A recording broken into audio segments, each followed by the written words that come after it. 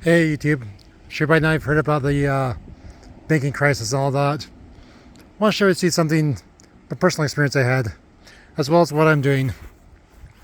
So, uh, for about a week now or so now, been looking at CD rates, thinking, my bank has a really good 1 year CD.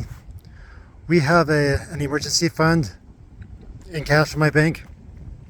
It's like, tell my wife, how about you take some of the emergency fund, put it into a CD, get some good interest rate on it. And so, yeah, she agreed to it. And then last Friday, we decided to go and do that. And then Friday morning is when I started having all those issues with Silicon Valley Bank. So by the time we got to our bank Friday night, Silicon Valley Bank had collapsed. Everyone was freaking out. And so we get to our bank like 10 to 5, 5 to 5, something like that.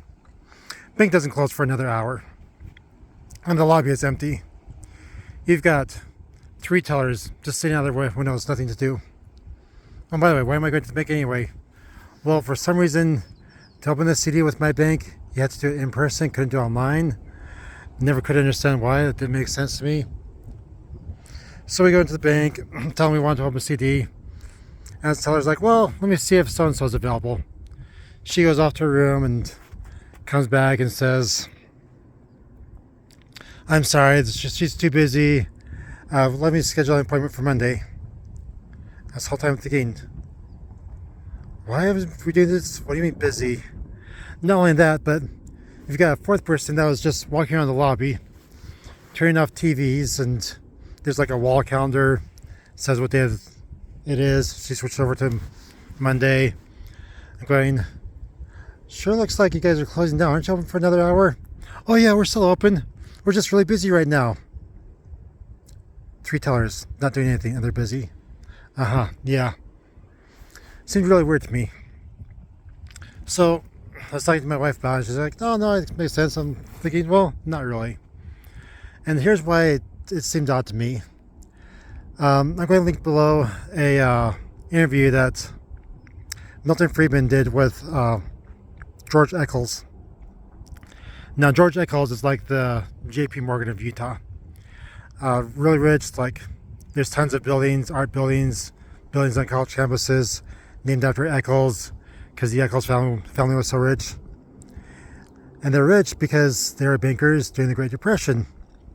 And this interview tells about how when other banks were having bank runs, they were able to avoid the bank run basically by how they kept appearances with the people when everyone else had the bank runs. So, yeah, I was thinking that's really weird. And then get to Monday, of course, Sunday, you had another bank collapse. But I'm thinking, okay, yeah. So what am I going to do now? Banking industry has all these issues. Turns out my bank, they haven't collapsed yet, but they are in danger of that. I've seen their name a few places. I'm not going to name them because I don't want to cause a bank run. But here's what I'm doing. I have another bank. We started a while ago, has a little bit of money. So I'm going to take some of my money, some of my emergency fund, put in the second bank.